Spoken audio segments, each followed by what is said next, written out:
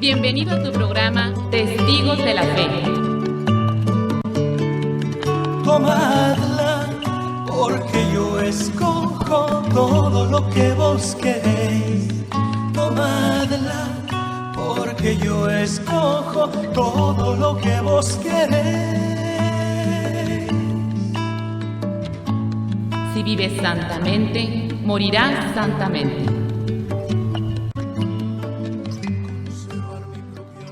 Testigos de la Fe. Les saluda a su servidora Madre Gabriela, misionera de Jesús y de María, compartiendo el día de hoy, domingo 5 de este mes de enero, donde estamos celebrando a los Reyes Magos, a la Epifanía, ya que el día de hoy dentro de la Iglesia Católica pues celebramos esta fiesta que se llama la Epifanía, la máxima manifestación, conocida tradicionalmente como los Reyes Magos, y que el día de mañana pues es el día 6, donde tradicionalmente pues todos, ¿verdad?, celebramos los Reyes Magos, quienes en su momento cuando éramos niños pues hacíamos nuestra cartita, dejábamos en el zapato para que llegaran los Reyes Magos y así también pues darle gracias a Dios porque llegaron a ver al niñito Jesús, pero también nos comparten de esos regalos que le han llevado. Pues saludamos a todos los que nos van a estar acompañando a través de nuestra página del internet www.montemaria.org, también a través del Facebook, y los que nos siguen por la frecuencia 1090 en la radio. Sábados y domingos desde las 3 de la tarde, por lo tanto pues nos toca compartir con ustedes en ese programa donde hablamos de la vida de los santos que estaremos celebrando en el transcurso de esta semana y ya de este nuevo mes, de este año 2025. Pues la semana pasada todavía estábamos en el año anterior, ¿verdad?, en el mes de diciembre. Ahorita ya el miércoles iniciamos el día 1 de enero celebrando a nuestra Madre, la Virgen María, como Madre de Dios. También un aviso para los que puedan el día de mañana a las 4 de la tarde. Van a estar repartiendo regalos gratis, así es, el equipo de Los Ángeles del Desierto junto con Odilon García en Montemaría a las 4 de la tarde. Entonces, los niños, ¿verdad?, que no tengan algún juguete y que pues a veces es difícil como conseguir alguno, entonces pues pueden participar el día de mañana en Montemaría a las 4 de la tarde. Los Ángeles del Desierto van a estar regalando juguetes para los niños junto con Odilon García, pues los que puedan participar y los que lo necesitan, porque hay algunos que a lo mejor sí tienen juguetes y que pues dejemos mejor a los que más lo están ocupando. Pues vamos a ver, fíjense, tenemos entonces esta semana quienes vamos a estar, quienes van a estar celebrando algo. El día de hoy es domingo 5, celebramos a Simeón Estilita. El día de mañana, lunes 6, la Epifanía o Reyes Magos. El martes 7, San Raimundo de Peñafort. Miércoles 8, San Severino.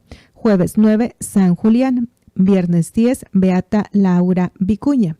Sábado 11, San Teodosio. Sábado 11, San Teodosio. Y hasta ahí, ¿verdad? Repetimos nuevamente. El día de hoy, domingo 5, San Simeón Estilita. El día de mañana, lunes 6, los Reyes Magos. Martes 7, San Raimundo de Peñafort. Miércoles 8, San Severino. Jueves 9, San Julián. Viernes 10, Beata Laura Vicuña.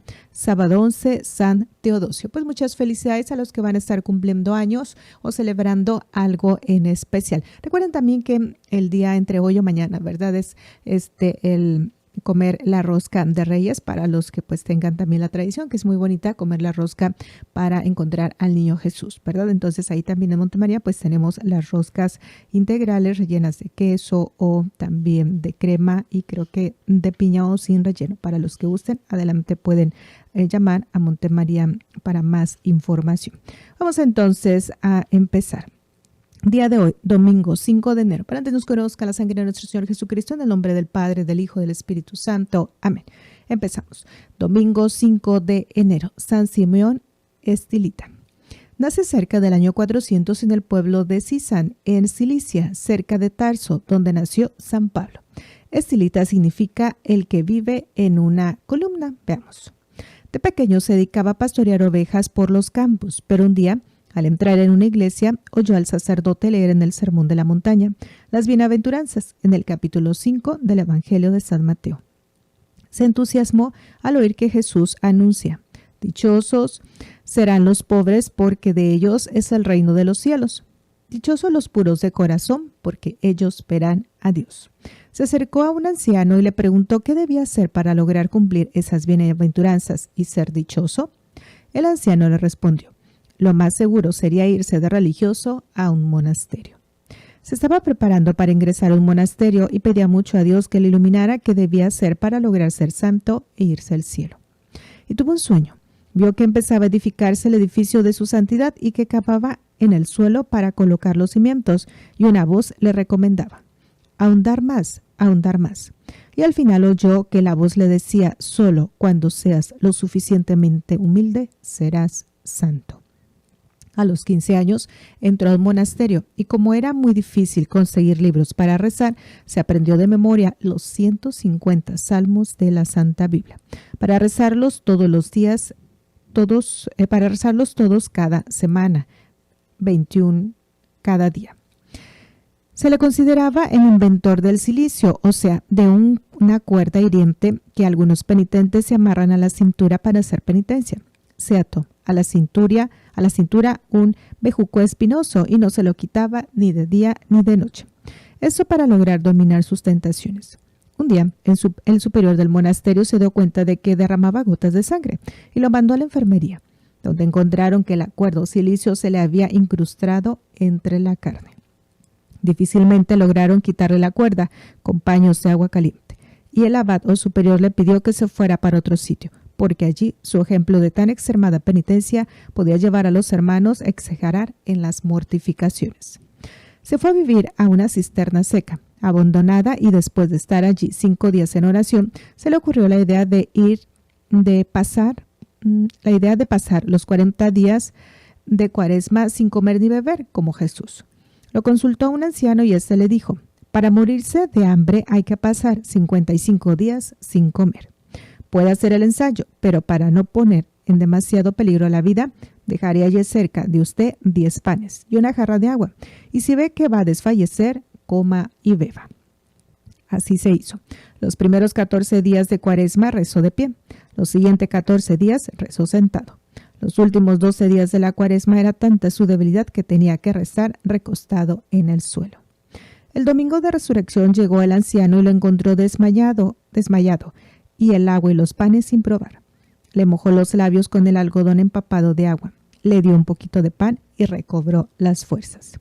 Y así pasó todas las demás Cuaresmas de su larga vida, como penitencia de sus pecados y para obtener la conversión de los pecadores.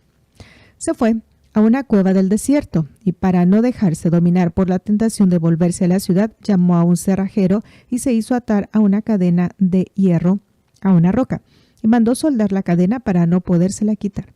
Pero varias semanas después pasó por allí el obispo de Antioquía y le dijo: las fieras sí hay que atarlas con cadenas, pero al ser humano le basta su razón y la gracia de Dios para no exceder ni irse a donde no se debe. Entonces Simeón, que era humilde y obediente, se mandó quitar la cadena. De todos los países vecinos y aún de países lejanos venían a su cueva a consultarlo y a pedirle consejos, y las gentes se le acercaban para tocar su cuerpo con objetos para llevarlos en señal de bendición. Y hasta le quitaban pedacitos de su manto para llevárselos como reliquias. Entonces, para evitar que tanta gente viniera a distraerlo en su vida de oración, se ideó un modo de vivir totalmente nuevo y raro. Se hizo construir una columna de 3 metros para vivir allí al sol, al agua y al viento. Después mandó a hacer una columna de 7 metros y más tarde, como la gente todavía trataba de subirse hasta allá, hizo levantar una columna de 17 metros y allí pasó sus últimos 37 años de su vida. Columna se dice estilos en griego, por eso lo llamaron Simeón Estilita. No comía sino una vez por semana. La mayor parte del día y de la noche la pasaba rezando. Unos ratos de pie, otros arrodillado y otros tocando el piso con su columna con la frente. Cuando oraba de pie, hacía reverencias continuamente con la cabeza. Un sacerdote le llevaba cada día la Sagrada Comunión. Para que nadie vaya a creer que esto que estamos narrando son cuentos inventados o leyendas, recordemos que la vida de San Simeón Estilita le escribió Teodoreto, quien era monje en aquel tiempo, y luego fue obispo de Ciro, ciudad cercana al sitio de los Hechos. Un siglo más tarde, un famoso abogado llamado Evagrio Escribió también la historia de San Simeón y dice que las personas que fueron testigos de la vida de este santo afirman que todo lo que cuenta Teodoreto es cierto. Las gentes acudían por montones a pedir consejos a Simeón el Estilita. Él les predicaba 2 veces por día desde su columna y los corregía de sus malas costumbres. Y entre sermón y sermón oía sus súplicas, oraba por ellos y resolvía pleitos entre los que estaban peleados, para amistarlos otra vez. A muchos ricos los convencía para que perdonaran las deudas a los pobres que no les podían pagar. Convirtió a miles de paganos. Un famoso asesino, al oírlo predicar, empezó a pedir perdón a Dios a gritos y llorando. Algunos lo insultaban para probar su paciencia y nunca respondió a los insultos ni demostró disgusto por ellos. Hasta obispos venían a consultarlo y el emperador Marciano de Constantinopla se disfrazó de peregrino y se fue a escucharlo. Y se quedó admirado del modo tan santo como vivía y hablaba. Para saber que la vida que llevaba en la columna era santidad y virtud y no solo un capricho, los monjes vecinos vinieron y le dieron órdenes a gritos de que se bajara de la columna y se fuera a vivir con los demás. Simeón, que sabía que sin humildad y obediencia no hay santidad, se dispuso inmediatamente a bajar de allí, pero los monjes, al ver su docilidad, le gritaron que se quedara otra vez allá arriba, porque esa era la voluntad de Dios. Murió el 5 de enero del año 459. Estaba arrodillado, rezando, con la cabeza inclinada, y así quedó muerto, como si estuviera dormido. El emperador tuvo que mandar un batallón de ejército porque las gentes querían llevarse el cadáver, cada uno para su ciudad. En su sepulcro se obraron muchos milagros y junto al sitio donde está su columna se construyó un gran monasterio para monjes que deseaban hacer penitencia. Señor Jesucristo, haz que como Simeón el Estilita recordemos todas aquellas palabras tuyas. Si no hacéis penitencia, todos perecéis. Y que nos dediquemos también a ofrecer penitencias por nuestros pecados y por los pecados del mundo entero. Amén. Pues hoy le estamos celebrando San Simeón el Estilita. Vamos con el día de mañana, lunes 6, la visita de los Reyes Magos. Epifanía significa manifestación o presentación en público. Se llama así esta fiesta porque en ella se recuerda cómo Jesús se manifestó ante los magos para ser adorado.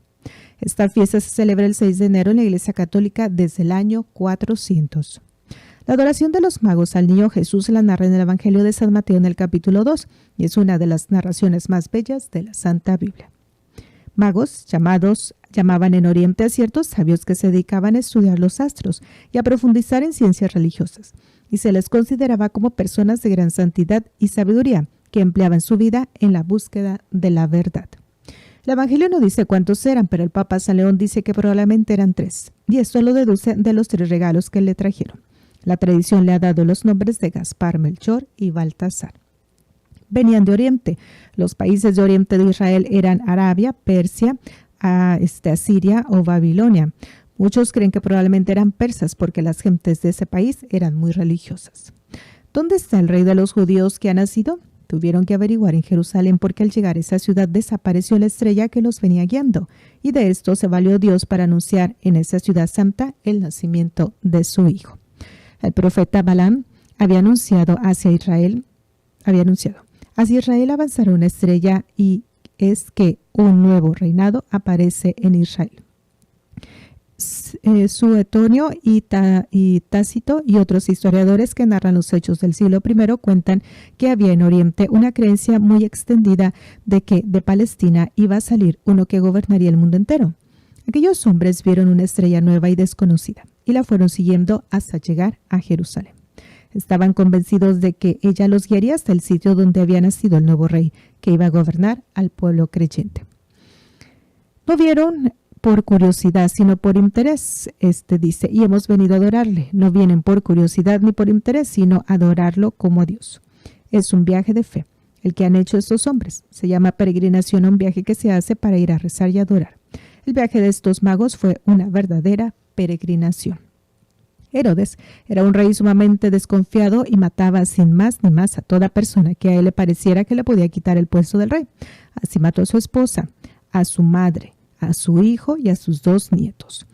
Y dice, César Augusto decía por burla que era mejor ser cerdo que ser hijo de Herodes. Así que en casa de Herodes es más seguro ser cerdo que que no los manda a matar, pero a los hijos sí. Herodes se llenó de afán al saber que había nacido un niño que iba a ser rey, y tuvo miedo de que le pudiera quitar a él su alto puesto. Jerusalén también se llenó de emoción por dos causas: por miedo a las medidas de la crueldad que Herodes podía tomar contra todos los niños recién nacidos, y por la esperanza de que ahora se hubiera llegado el tiempo de tener un rey que les concediera la libertad y el mando. Convocó a los sumos sacerdotes y a los escribas y les averiguó el sitio donde debía nacer Cristo. Ellos eran los que más conocían la Biblia y podían darle la respuesta precisa, y así lo hicieron. Ellos le dijeron: en Belén de Judea, porque así está escrito por el profeta. Y tú, Belén de Judá, no eres el pueblo menor entre los principales, porque de ti nacerá el caudillo, que será pastor de mi pueblo Israel. Lo estaban citando el capítulo 5 del profeta Miqueas. Herodes llamó a los magos y les averiguó el tiempo de la aparición de la estrella. Quería saber desde qué edad debía mandar matar a los niños, todos los que hubieran nacido de 2 años cercanos a la aparición de la estrella. Al salir de Jerusalén vieron otra vez la estrella y se llenaron de alegría, y ella los guió y se detuvo encima del sitio donde estaba el niño. Al ver la estrella se llenaron de inmensa alegría. Ahora ya estaban seguros de que los guiaría al sitio seguro a donde querían llegar. Un dato curioso: no se lee que alguno de Jerusalén se haya tomado la molestia de acompañarlos hasta Belén, y solo queda unos pocos kilómetros. Dice: entraron a la casa y encontraron al niño con su madre María, y arrodillándose lo adoraron. Entraron en la casa, o sea que Jesús, María y José ya no estaban en la cueva, sino que ya habían conseguido una casita en arriendo para vivir en Belén. Encontraron a Jesús con su madre María. A Jesús lo encontramos con su Santísima Madre. Por eso, para ir a Jesús, nosotros tratamos de ser devotos de María. Abrieron sus cofres, le ofrecieron oro, incienso y mirra. Oro es lo que se lleva de regalo al primer mandatario de la nación. Jesús es rey. Incienso se lleva de regalo a los dioses en sus templos. Jesús es Dios, Hijo único de Dios. Mirra es un ungüento muy costoso. Se empleaba mucho para evitar que los cuerpos se pudrieran en el sepulcro. El cuerpo de Jesús no se pudrirá en el sepulcro, sino que resucitará glorioso. Oro, incienso y mirra. La Iglesia Católica siempre ha visto figurado en esos 3 regalos los 3 obsequios que nosotros debemos ofrecer siempre a Jesucristo. Oro, nuestras ayudas económicas para el culto y para los pobres. Incienso, nuestra oración. Y mirra, nuestros sacrificios. Señor Jesús, que imitemos de los magos de Oriente, vayamos también nosotros frecuentemente a adorarte en tu casa en el templo. Y no vayamos jamás con las manos vacías. Que te llevemos el oro de nuestras ofrendas, el incienso de nuestra oración fervorosa y la mirra de los sacrificios que hacemos para permanecer fieles a ti, y que te encontremos siempre junto a tu Madre Santísima María, a quien queremos honrar y venerar siempre como a Madre tuya y Madre nuestra. Amén. Vamos con el día martes 7 de enero, San Raimundo de Peñafort. Raimundo significa buen consejo. Nació en Peñafort, cerca de Barcelona, España, en el año 1175. A los 20 años ya era profesor de filosofía en un colegio de Barcelona, y a los 30 años era profesor en la famosa Universidad de Bolonia, donde se había doctorado. En el año 1222 entró en la comunidad de padres dominicos cuando apenas hacía 8 meses que había muerto Santo Domingo de Guzmán, el fundador de esa comunidad. Pidió a sus superiores que le pusieran oficios duros y brillantes para hacer penitencias de sus pecados, especialmente de su orgullo. Pero los superiores le pusieron por oficio y tarea el dedicarse a coleccionar las respuestas que los sabios antiguos de la Iglesia daban a ciertas preguntas difíciles de los fieles, lo cual llamó casos de conciencia. Y compuso entonces su famoso libro llamado Suma, o resumen de respuestas a casos difíciles en la confesión. Raimundo obtuvo de Dios la eficacia de la palabra, o sea, que su predicación lograba conmover a los oyentes y convertirlos, y así recorrió ciudades y campos de Aragón, Castilla y Cataluña, y los que lo acompañaban decían que parecía casi imposible que un predicador lograra tantas transformaciones con sus sermones. Junto con San Pedro Nolasco, Raimundo fundó la Comunidad de los Padres Mercedarios, dedicada a rescatar a los cristianos secuestrados por los maometanos o turcos. En el año 1230, el Papa Gregorio IX llamó a Raimundo a Roma y entre otros cargos le dio y lo nombró su confesor. Una de las penitencias que este santo le puso al sumo pontífice fue que atendiera siempre muy bien a las peticiones que le hicieran los pobres. El Papa le encomendó que recogiera y publicara todos los secretos que habían dado los pontífices y los concilios. Después de 3 años de trabajo, publicó su famoso libro titulado Decretales, el cual han tenido que consultar después de varios siglos todos los que quieren saber qué prohibieron los pontífices y concilios de la antigüedad. El pontífice lo nombró obispo, pero poco después el santo obtuvo que el papa le aceptara la renuncia. Los religiosos de su comunidad lo eligieron superior general, pero a los 2 años renunció. Se consideraba apto para predicar y escribir, pero no para mandar. Los últimos 33 años de su vida los dedicó a convertir cristianos y pecadores y a obtener que muchos musulmanes se pasaran al cristianismo. En una carta a un superior en el año 1256 le informa que ya ha logrado que 10.000 maometanos se vuelvan cristianos. Este santo murió cuando estaba por cumplir 100 años, en el año 1275. 2 reyes asistieron a su entierro y en su sepulcro se obraron maravillosos milagros. Pues él es San Raimundo de Peñafort. Vamos con el día miércoles 8, San Severino, predicador. Murió el 8 de enero del año 492, pronunciando la última frase del último salmo de la Santa Biblia. Todo ser que tiene vida, alabe al Señor. Había nacido probablemente en Roma en el año 410. Era patrono de Viena, Austria y de Baviera. Su biografía lo escribió su discípulo Eugipio. A nadie decía que era de Roma, ni que provenía de una familia noble y rica, pero su perfecto modo de hablar el latín y sus exquisitos modales y su trato finísimo lo decían. San Severino tenía el don de profecía y el don de consejo, 2 preciosos dones que el Espíritu Santo regala a quienes le rezan con mucha fe. Se fue a misionar en las orillas del río Danubio en Austria y anunció a las gentes de la ciudad de Austria que si no dejaban sus vicios y no se dedicaban a rezar más y a hacer sacrificios iban a sufrir un gran castigo.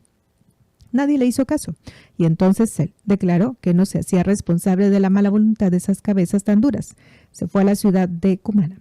Pocos días después llegaron los terribles hunos, bárbaros de Hungría, y destruyeron totalmente la ciudad de Astura y mataron a casi todos sus habitantes.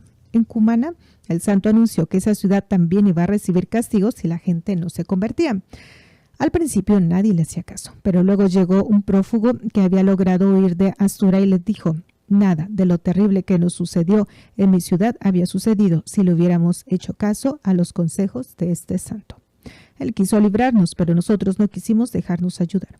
Entonces las gentes se fueron a los templos a orar y se cerraron las cantinas y empezaron a portarse mejor y a hacer pequeños sacrificios, y cuando ya los bárbaros estaban llegando, un tremendo terremoto los hizo salir huyendo y no entraron a destruir la ciudad. En Fabiana, una ciudad que quedaba junto al Danubio, había mucha carecía porque la nieve no dejaba llegar barcos con comestibles. San Severino amenazó con castigos del cielo a los que habían guardado alimentos en gran cantidad si no los repartían. Ellos le hicieron caso y los repartieron. Entonces el santo, acompañado de mucho pueblo, se puso a orar y el hielo del río Danubio se derritió y llegaron barcos con provisiones. Su discípulo preferido, Bonoso, sufría mucho de mal de ojo. San Severino curaba milagrosamente a muchos enfermos, pero su discípulo no lo quiso curar, porque le decía: enfermo puedes llegar a ser santo, pero si estás muy sano, te vas a perder. Y por 40 años sufrió Bonoso su enfermedad, pero llegó a un buen grado de santidad. El santo iba repitiendo por todas partes aquella frase de la Santa Biblia: para los que hacen el bien habrá gloria, honor y paz, pero para los que hacen el mal, tristeza y castigos vendrán. Y anunciaba que no es cierto lo que se imaginaban muchos pecadores: he pecado y nada malo me ha pasado, pues todo pecado trae castigos del cielo. Y esto detenía a muchos y les impedía seguir por el camino del vicio y del mal. San Severino era muy inclinado por temperamento a vivir retirado a rezar, y por eso durante 30 años fue fundando monasterios, pero las inscripciones del cielo lo mandaban irse a las multitudes a predicar penitencia y conversión. Buscando pecadores para convertir, recorría aquellas inmensas llanuras de Austria y Alemania, siempre descalzo, aunque estuviera andando sobre las más heladas nieves, sin comer nada jamás antes de que se ocultara el sol cada día. Reuniendo multitudes para predicarles la penitencia y la necesidad de ayudar al pobre y sanando enfermos, despertando en sus oyentes una gran confianza en Dios y un serio temor a ofenderle. vistiendo siempre una túnica desgastada y vieja, pero venerando y respetando por cristianos y bárbaros, y por pobres y ricos, pues todo lo consideraban un verdadero santo. Se encontró con Odoacro, un pequeño reyezuelo, y le dijo proféticamente: hoy te vistes simplemente con una piel sobre el hombro. Pronto revestirás entre los tuyos los lujos de la capital del mundo. Y así sucedió. Odoacro, con sus érulos, conquistó a Roma, y por cariño a San Severino respetó el cristianismo y lo apoyó. Cuando Odoacro desde Roma le mandó ofrecer toda clase de regalos y honores, el santo lo único que le pidió fue que respetara la religión y que a un pobre hombre que había desterrado injustamente le concediera la gracia de poder volver a su patria y a su familia, y así se hizo. Giboldo, rey de los bárbaros alamanos, pensaba destruir la ciudad de Batavia. San Severino le rogó por la ciudad y el rey bárbaro le perdonó por el extraordinario aprecio que le tenía a la santidad de este hombre. En otra ciudad predicó la necesidad de hacer penitencia. La gente le dijo que en vez de enseñarles a hacer penitencias, les ayudara a comerciar con otras ciudades. Él les respondió: ¿para qué quieres comerciar si esta ciudad se va a convertir en un desierto por la maldad de sus habitantes? Y se alejó de la ciudad. Poco después llegaron los bárbaros y destruyeron la ciudad y mataron mucha gente. En Tulmán llegó una terrible plaga que destruía todos los cultivos. La gente acudió a San Severino, el cual les dijo: el remedio es rezar, dar limosna a los pobres y hacer penitencia. Toda la gente se fue al templo a rezar con él, menos un hacendado que se quedó en su campo por pereza de ir a rezar. A los 3 días la plaga se había ido de todas las demás fincas, menos de la finca del hacendado perezoso, el cual vio devorada por las plagas toda su cosecha de ese año. En Kunzin, ciudad a las orillas del Danubio, este río hacía grandes destrozos en inundaciones y le hacía mucho daño al templo católico que estaba construido a las orillas de las aguas. San Severino llegó, colocó una gran cruz en la puerta de la iglesia y dijo al Danubio: no te dejará mi Señor Jesucristo que pases del sitio donde está su santa cruz. El río obedeció siempre y ya nunca pasaron sus corrientes al lugar donde estaba la cruz puesta por el santo. El 6 de enero del año 482, fiesta de la Epifanía, sintió que se iba a morir. Llamó entonces a las autoridades civiles de la ciudad y les dijo: si quieren tener la bendición de Dios, respeten mucho los derechos de los demás. Ayuden a los necesitados y esmérense por ayudar todo lo más posible a los monasterios y a los templos. Y entonando el Salmo 150, se murió el 8 de enero. A los 6 años fueron a sacar sus restos y lo encontraron incorrupto, como si estuviera recién enterrado. Al levantarle los párpados, vieron que sus bellos ojos azules brillaban como si apenas estuviera dormido. Sus restos han sido venerados por muchos siglos en Nápoles. En Austria todavía se conserva en uno de los conventos fundados por él la celda donde el santo pasaba horas y horas rezando por la conversión de los pecadores y la paz del mundo. Señor Jesús, que no nos suceda nunca ser castigados por la justicia divina como aquellos pueblos que no quisieron escuchar la invitación de San Severino a convertirse, recordando la frase del libro santo: hoy, si escucharás la voz de Dios, no endurezcáis vuestro corazón. Que escuchemos siempre a los profetas que nos llaman a la conversión y que, dejando nuestra mala vida pasada, salvemos nuestra alma. Amén. Vamos con el día jueves 9 de enero, San Julián mártir. Nació San Julián en la ciudad de Antioquía, en Siria, de una familia que se preocupó por darle una buena formación religiosa. Los papás querían que contrajera matrimonio con una joven muy virtuosa y de familia muy rica, pero Julián tuvo una visión en la cual vio algunos de los premios que Dios reserva para quienes conservan su virginidad y narró su visión a la novia. Y entonces los dos, de común acuerdo, hicieron voto de castidad, o sea, un juramento de conservarse siempre puros. Los papás creían que ellos formarían un hogar, pero los novios se habían comprometido a conservar para siempre su virginidad. Y poco tiempo después murieron los padres de los dos jóvenes, y entonces Julián y su prometida se fueron cada uno a un desierto a orar y a hacer penitencia, y cada cual fundó un monasterio. Julián un monasterio para hombres y ella uno para mujeres. Muchos hombres deseosos de conseguir la santidad se fueron a acompañar a Julián en su vida de religioso y lo nombraron superior. Él los dirigió con especial cariño y con gran prudencia. Era el que más duro trabajaba, el que mayores favores hacía a todos y el más fervoroso en la oración. Dedicaba muchas horas a su lectura de libros religiosos y a la meditación. Su vida fue una continua cuaresma, o sea, ayunar, guardar abstinencia, orar y meditar todos los días sin cansarse. A los súbditos nunca los reprendía con altanería, ni con malos modos, ni delante de los demás, sino en privado, con frases amables, comprensivas y animadoras, que le demostraban el gran aprecio y amor que les tenía, y que llegaban hasta el fondo del alma y obtenían verdaderas conversiones. Los religiosos decían que Julián era muy exigente y duro para sí mismo, pero admirablemente comprensivo y amable para con los demás, y que gobernaba con tal prudencia y caridad a los monjes que estos se sentían en aquel desierto más felices que si estuvieran en el más cómodo convento de la ciudad. Y sucedió que estalló en Antioquía la persecución contra los cristianos y el gobierno, contra los cristianos, y el gobernador Mediano ordenó apresar a Julián y a todos sus monjes. Centenares de cristianos fueron siendo quemados por proclamar su amor a Jesucristo. Y cuando le llegó el turno a nuestro santo, se produjo el siguiente diálogo entre el perseguidor y Julián. Le ordenamos que adore la estatua de nuestro emperador. Yo no adoro sino única y exclusivamente al Dios del cielo. Su Dios y emperador es el César de Roma. Mi jefe, a quien adoro y obedezco, es a nuestro Señor Jesucristo. ¿Cómo se le ocurre creer que uno fue crucificado? Es que el crucificado ya resucitó y está sentado a la derecha de Dios Padre. ¿Te ríes de nuestros dioses y del emperador? Pues ahora que te atormenten, te arrepentirás de haber procedido así.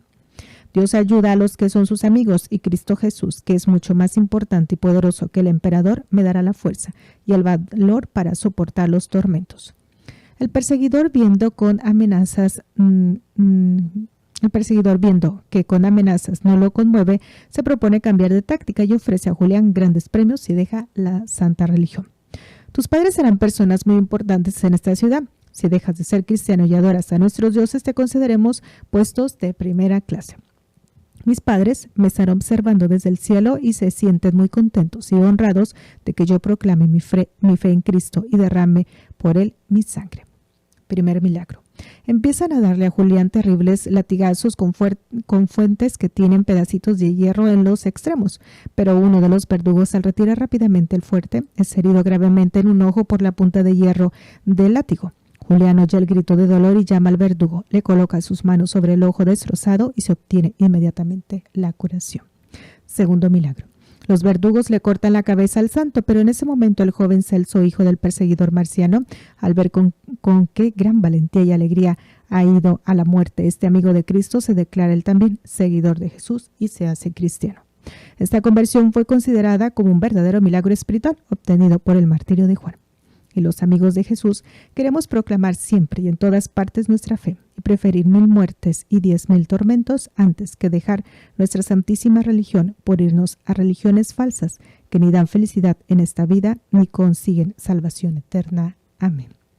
Pues a él lo estamos celebrando. San Julián, pídele a Cristo que nosotros logremos perseverar fieles en nuestra santa religión hasta la muerte. Amén. Pues a él lo vamos a estar celebrando ahora el jueves 9 de enero, San Julián.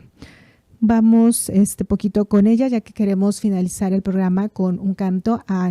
Vamos a estar celebrando a los Reyes Magos, pero ahorita en unos momentos más. Dice, viernes 10 de enero, Beata Laura Vicuña. Nació en Santiago de Chile el 5 de abril del año 1891 y murió en Argentina. Su padre era un alto jefe militar y político de Chile. Una resolución derroca al gobierno y la familia Vicuña tiene que salir huyendo, desterrada a 500 kilómetros de la capital. La mamá con sus 2 hijas, Laura y Julia, emprenden un larguísimo viaje de 8 meses hacia las pampas de Argentina. Allá encuentran un ganadero brutal y matón, y movida por su gran miseria, la pobre Mercedes se va a vivir con él en unión libre. El hombre se llama Manuel Mora. En el año 1900, Laura es internada en el Colegio de las Hermanas Salesianas de María Auxiliadora. Allí, en clase de religión, al oír que la profesora dice que a Dios disgusta mucho los que viven en unión libre, sin casarse, la niña cae desmayada de espanto.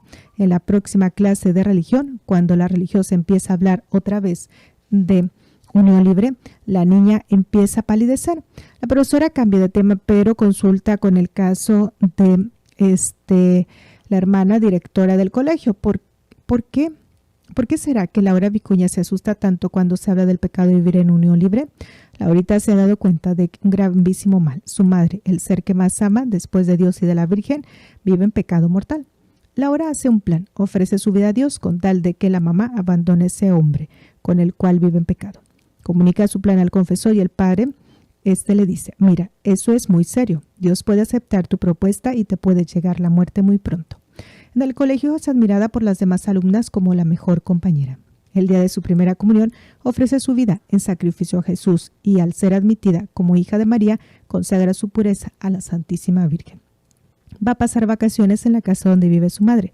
Manuel Mora trata de respetarla, pero ella no lo permite. Prefiere ser abofeteada y azotada brutalmente por él, pero no admite ningún irrespeto a su virtud. Manuel aprende a respetarla. Es una gran inundación que invade el colegio. Laura, por salvar la vida de las más pequeñas, pasa largas horas de la noche en las finísimas aguas sacando niñas en peligro. Laura empieza a palidecer y a debilitarse. Siente enorme tristeza al oír de los superiores que no la podrán aceptar como religiosa porque su madre vive en concubinato. Va a entrar en agonía. La madre se acerca. Mamá, desde hace 2 años ofrecí mi vida en sacrificio para obtener que tú no vivas más en unión libre, que te separes de este hombre y vivas santamente. Mamá, antes de morir tendré la alegría de que te arrepientas y le pidas perdón a Dios y empieces a vivir santamente. Oh, hija mía, exclama doña Mercedes llorando. ¿Entonces yo soy la causa de tu enfermedad y de tu muerte? Pobre de mí, oh Laurita, qué amor tan grande has tenido hacia mí. Te lo juro ahora mismo. Desde hoy ya nunca volveré a vivir con ese hombre. Dios es testigo de mi promesa. Estoy arrepentida. Desde hoy cambiaré mi vida. Desde aquel momento el rostro de Laura se torna sereno y alegre. Siente que ya nada la retiene en la tierra. La divina misericordia ha triunfado en el corazón de su amada madrecita. Lanza la última mirada a la imagen que está frente a su cama y exclama, gracias Jesús, gracias María. Y muere dulcemente. Era el 22 de enero del año 1904 y va a cumplir los 13 años. Pues fíjense, ahí es la biografía de Laura Vicuña. Vamos a despedirnos con este canto ya que estamos pues próximos a celebrar a los Reyes Magos. Recordándoles este mensaje, Dios es amor y te ama. Solo me asusta una cosa, conservar mi propia voluntad. Ellos ya están con Dios. Luchemos como verdaderos testigos de la fe para alcanzar nuestra meta. Gracias por dar tu vida a Cristo. Dios es amor y te ama.